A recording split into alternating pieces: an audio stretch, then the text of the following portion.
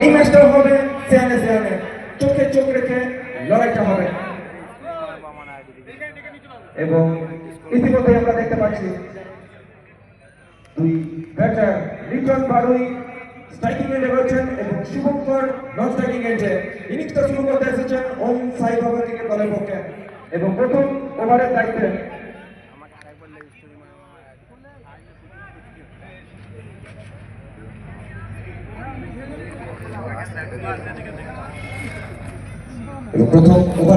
মুজিব। শুরু হচ্ছে চতুর্থ কোয়ার্টার ফাইনাল রেকর্ডার সিজন 6।